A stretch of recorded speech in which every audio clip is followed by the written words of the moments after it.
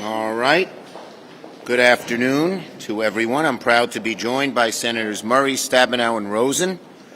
So later today, the Senate's going to have a chance to make our community safer. That is, if Republicans still believe what they said a few years ago. Martin Heinrich will come to the floor and attempt to pass a federal ban on bump stocks. I'm also proud to support it. As you know, the MAGA Supreme Court reversed a Trump ruling to ban bump stocks, a radical decision that endangers our communities and law enforcement. Last week's decision is another warning that this MAGA court is going off the deep end on issue after issue, aligning with the most extreme elements of the hard right. I'll let Senator Rosen explain how deeply heart-wrenching this decision is, as she knows too well. So today's UC, it's not a simple choice, it's a life-saving one. I beg our Republican colleagues to truly reflect on the ramifications of today's UC. On reproductive freedom. Yesterday, I took the first step for the Senate to vote on the Reproductive Freedom for Women Act, led by Senator Murray and co-sponsored not just by me, but every single female Democratic senator. The measure affirms a woman's fundamental right to choose, calls for enshrining the protections of Roe into law, which most Americans support. As Majority Leader, I'll work with my colleagues to bring it to the floor as soon as possible. Our crusade on reproductive rights will continue when we return to session after the July 4th break. As we approach the two-year anniversary of Roe v. Wade being overturned, this month was meant to be one of bipartisanship, when the Senate came together to protect the rights of millions of Americans' reproductive freedoms. Could have been a month when both sides came together to pass common-sense legislation protecting reproductive care, like contraception and IVF. Could have been a month when we put to rest the worries of millions of Americans across America enduring attacks on their reproductive freedoms in the aftermath of Roe. But instead, June has been a month of MAGA Republicans showing their true colors as their attacks on women, on families, on reproductive rights comes to light. They were told by some of their right-wing pro-life leadership, keep your mouths shut. We're going to force them to vote. If they don't want to talk about it, if they run away from questions when you ask them, they're still going to have to vote. And that's what matters most to the American people. In the last few weeks, Senate Republicans have shown that for all their attempts to sound moderate on reproductive care, when it comes to voting, they choose MAGA extremism over the American people. So, when Republicans blocked federal protection for contraception a few weeks ago, they chose MAGA extremism over the American people. When Republicans blocked federal protections for IVF a few days ago, they chose MAGA extremism over the American people. And when Donald Trump to this day continues to brag about working with the Senate Republicans to confirm 3 hard-right, vehemently anti-choice Supreme Court justices to eliminate Roe, that's choosing MAGA extremism over the American people. But we're telling our Republican colleagues, you cannot run away from the truth. Your record on women's health care is outright abysmal, shameful, and out of step with most Americans. Senator Murray. Thank you, Leader Schumer. You know, the American people have seen a really sharp contrast when it comes to reproductive rights over the past few weeks. Democrats introduced legislation to protect the right to birth control. Republicans voted no. Democrats introduced legislation to protect the right to IVF. Republicans voted no. And don't forget, twice we have tried to pass legislation restoring Roe, and twice Republicans refused. So yesterday we introduced a bill that simply says women should be free to make their own health care decisions. It couldn't be more basic. I mean, if you care at all, even a little, about letting women make decisions about their own pregnancies that are right for them and their families, you should support that bill. Republicans are probably going to try to spin this, but make no mistake, we are going to put them on the record. If Republicans want to call this a messaging bill, well, the message is simple. Here is who stands for reproductive freedom. and here is who does not.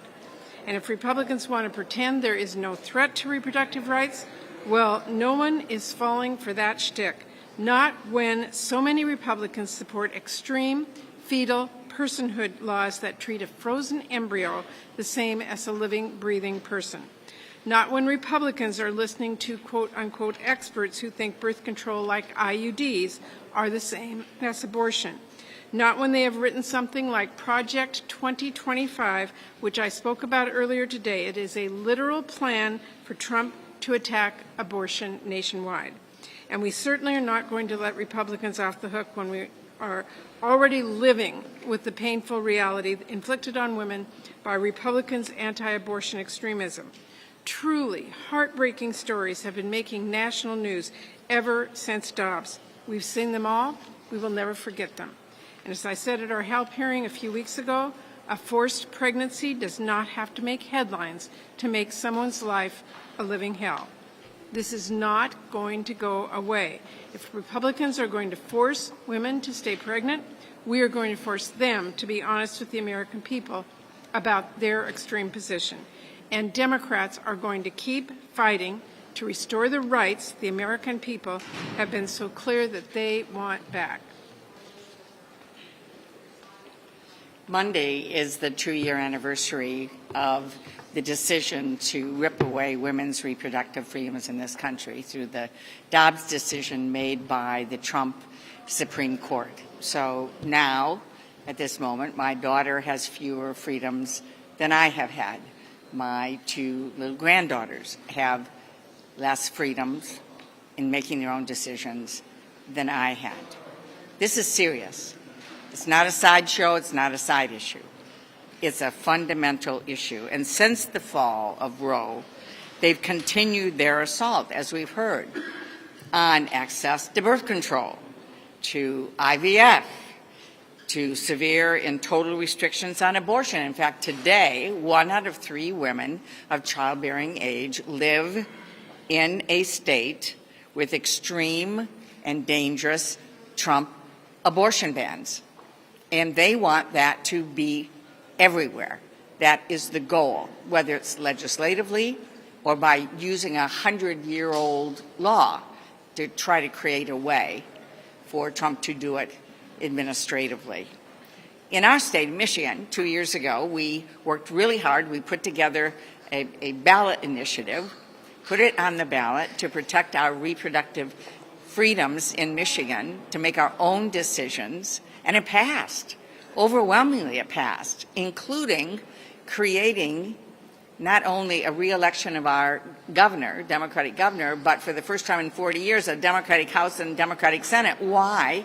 People wanted to make sure those freedoms were protected, and the state laws were changed, and it became very clear. So people in Michigan think we're okay. But unfortunately, with a national abortion ban or Donald Trump re-elected and doing something administratively, we're not okay. Nobody's okay in this country. Not one state, whether you're in a state that has state laws or a state constitution protecting your freedoms, or whether you're in a state that does not. The reality is that none of that will matter, and every woman in every state is at risk. So this is a all hands on deck moment. My colleagues and I have been working with President Biden and Vice President Harris to protect our reproductive freedoms, and that's why, frankly, we have been holding the votes that Senator Schumer talked about in terms of the right to birth control. Can't believe I'm saying that in 2024, the right to birth control in our country, the right to IVF to start or expand your family.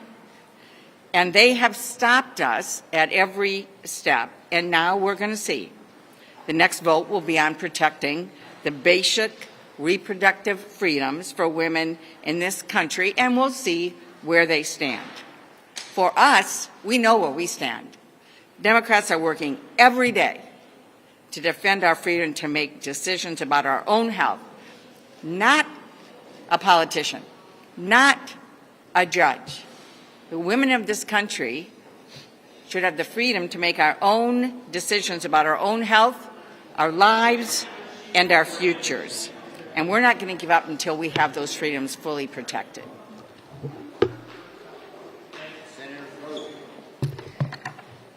Well, thank you, Senators Schumer, Murray, and Stabenow. But before I turn back to the issue of reproductive rights, I want to quickly address the Supreme Court's recent decision on bump stocks. My community, my city, my state were forever changed on 1 October, and saying that banning bump stocks solves a fake problem. It's disgraceful and it's offensive. We lost Nevadans that day. 60 people were killed in the largest mass shooting in American history. Families were torn apart. For us, the carnage created by bump stocks is very real. So shame on anyone who says it's a fake problem. The Trump-era ban was common sense, and it saved lives. We now have a responsibility to make it permanent in federal law, and I call on all of my colleagues to let this legislation move forward today. Now, I'm going to talk about another critically important issue for Nevadans. Overturning Roe v. Wade was just the beginning of the nonstop attacks against reproductive freedom. In the years since, anti-choice politicians have pushed and pushed to restrict reproductive rights and ban abortion, including by passing a national abortion ban. They want to pass a national abortion ban right here in Congress. I've lived in Las Vegas for 50 years, and I'd bet the house that anti-choice Senate Republicans will vote to ban abortion nationwide if they're given the chance. And so just because many of them are they're just suddenly changing their tune, they're refusing to talk about this issue, it does not mean they won't vote for a nationwide abortion ban as soon as they're given the chance. So if you believe the extremists who pushed for years to overturn Roe, if you believe the extremists who said they were 100% life, those same extremists who advocated for state bans now agree in an election year not to pass a national abortion ban. Well, I have some oceanfront property in Las Vegas to sell you. None of us here will be fooled by their cover-ups of their anti-choice records. Instead, Senate Democrats, we're going to keep working to restore Roe.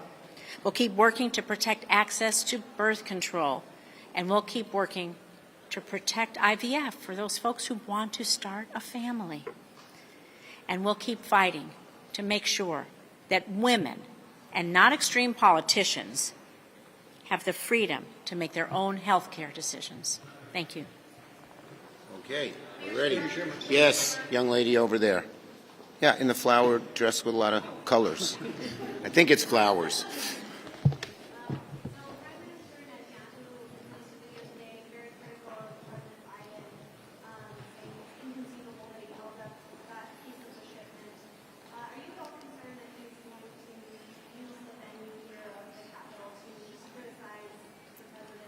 Look, first the administration is reviewing that particular equipment, but after that they sent over $1 billion in aid to Israel.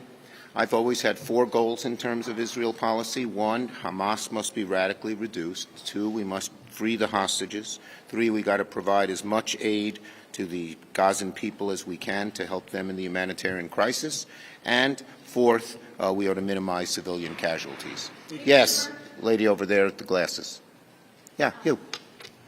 She doesn't have glasses. That's what I said. Following the whole vote today on Judge Kosovo, do you have any concerns that Republicans are ramping up attacks on judicial nominees ahead of the election?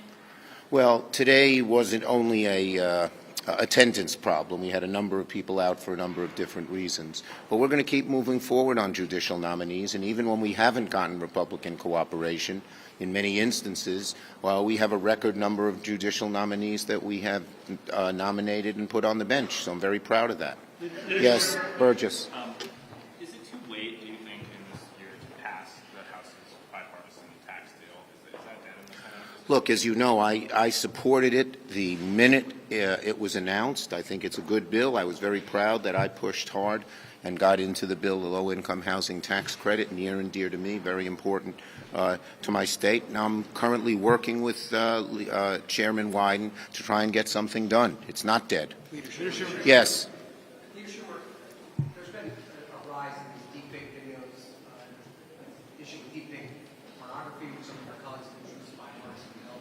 In terms of it also being a problem with President Biden, with some of these videos being taken out of context, what can Congress do to try and solve this problem, and how quickly can you act? Well, as you know, Senator Klobuchar, in terms of the elections issue, has passed a number of bills out of committee.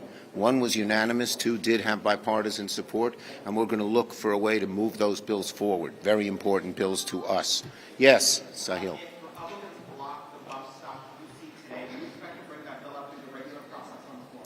Look, we hope that our Republican colleagues will see the light and not block the bill today. As I said, many of them were extremely supportive of this when President Trump did it as a regulation, and I'm just shocked that the Supreme Court, Donald Trump is hardly a friend of gun safety, but I'm just shocked that the Supreme Court would be even to the right of him. I promised Mr. CNN I'd call on you when I didn't answer you in the hall. About the judge, actually. Well, sorry. Thank you, everybody. Leader Schumer, We're going to bring up the judge soon.